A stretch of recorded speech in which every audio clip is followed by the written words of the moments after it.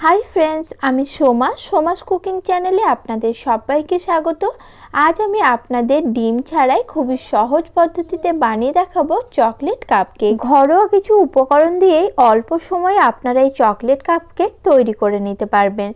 केकगुलो भीषणই soft और spongy हय, खेते हय दोकानेर थेकेও अनेक बेशी टेस्टी। चलुन ताहले एखोनी रेसिपिटी देखे निन। भिडियोटी भालो लागले लाइक और शेयर करार अनुरोध रइलो। तार जोन्नो प्रथमे एकटी मिक्सिंग बोलेर ओपर एकटी चालनी रेखे दिलाम। चालनिर ओपर दिए दिलाम 1 कप मयदा। तारपर मयदाटा आमी एकटू चेले निচ্ছি। मयदाटा एकटू चेले नेওয়ার पर एखाने आमी दिए दिচ্ছি 2 टेबिल चामच गुঁড়ো দুধ বা पाउडार मिल्क।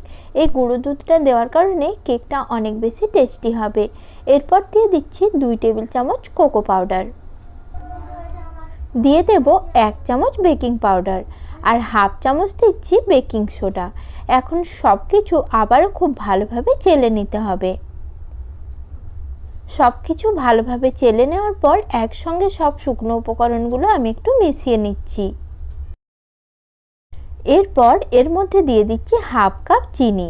এখানে আপনারা চিনিটা গুঁড়ো করেও মিক্স করে নিতে পারেন। এখন চিনিটা আমি ভালোভাবে শুকনো উপকরণের সাথে মিক্স করে নিলাম। তারপর অন্য একটি বাটিতে নিয়ে নিলাম হাফ কাপ লিকুইড মিল্ক আর দিয়ে দিচ্ছি 1/4 কাপ সাদা তেল, 1/4 কাপ দিচ্ছি ফ্রেশ দই আর দিয়ে দিচ্ছি 1 চামচ ভ্যানিলা এসেন্স। এখন সবকিছু খুব ভালোভাবে মিক্স করে নিচ্ছি। সবকিছু ভালোভাবে মিক্স করা হয়ে গেলে এই লিকুইড ব্যাটারটা আমি শুকনো উপকরণের মধ্যে দিয়ে দিচ্ছি।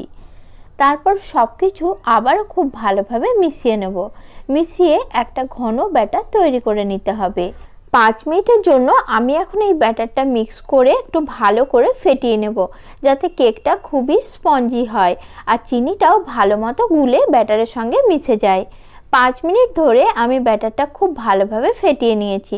এখন দেখুন ব্যাটারটা একদম পারফেক্ট তৈরি হয়েছে। ব্যাটারের ঘনত্বটা ঠিক এরকমই হতে হবে আর চিনিটাও ভালো মতো গুলে গেছে। কেকের ব্যাটার এখন একদম তৈরি। এদিকে কেক বানানোর জন্য আমি মোল্ডগুলো নিয়ে নিয়েছি। আপনারা এখানে চাইলে চায়ের কাপও ব্যবহার করতে পারেন অথবা কাগজের যে চায়ের কাপগুলো হয় সেগুলোও কিন্তু ব্যবহার করতে পারেন। যেটাই ব্যবহার করুন না কেন তার মধ্যে একটু তেল অবশ্যই ব্রাশ করে নেবেন। এতে করে কেকটা বেক হওয়ার পর সহজেই বার করে নিতে পারবেন। এখন প্রতিটা মোল্ডের অর্ধেকটা অংশ করে আমি কেকের ব্যাটারটা দিয়ে দিচ্ছি। কেকটা বেক হওয়ার পর ফুলে ডাবল হয়ে যাবে, তাই কেকের ব্যাটার অর্ধেকটা অংশ জুড়েই দিতে হবে। প্রতিটা মোল্ডের মধ্যে কেকের ব্যাটার আমি দিয়ে দিয়েছি। এবার কেকগুলো বেক হতে বসিয়ে দেব। তার জন্য 10 মিনিট আগের থেকে লো ফ্লেমে কড়াই আমি ঢাকনা দিয়ে ঢেকে ফ্রি হিট হতে রেখে দিয়েছিলাম। কড়ার মাঝে একটি স্ট্যান্ড বসিয়ে দিয়েছিলাম আর সেই স্ট্যান্ডের মধ্যেই আমি এখন প্লেটটা বসিয়ে দিচ্ছি। তারপর গ্যাসের ফ্লেম একদম লোতে রেখে ঢাকনা দিয়ে কেকটা বেক হতে দেব 25 মিনিটের জন্য। ফিরে আসছি 25 মিনিট পর। 25 মিনিট পর ফিরে এলাম আর কেকগুলো দেখুন কি সুন্দর ফুলে ডাবল হয়ে গেছে। আর এখন আমি কেকটা একটা টুথপিক দিয়ে চেক করে নিচ্ছি যে ভেতর থেকে কেকগুলো পারফেক্ট তৈরি হয়েছে কিনা। দেখুন টুথপিকটা একদম ক্লিন বার হয়েছে, অর্থাৎ কেকগুলো ভেতর থেকে একদম পারফেক্ট তৈরি হয়েছে। এরপর গ্যাসের ফ্লেম অফ করে কেকগুলো আমি পুরোপুরি ঠান্ডা করে নিয়েছি।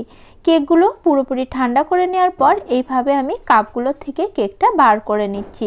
আর দেখুন কেকগুলো কি সুন্দর তৈরি হয়েছে। এইভাবে কেক বানালে কেকগুলো ভীষণই সফট আর স্পঞ্জি হয় আর দোকানের থেকেও স্বাদে হয় অনেক বেশি টেস্টি।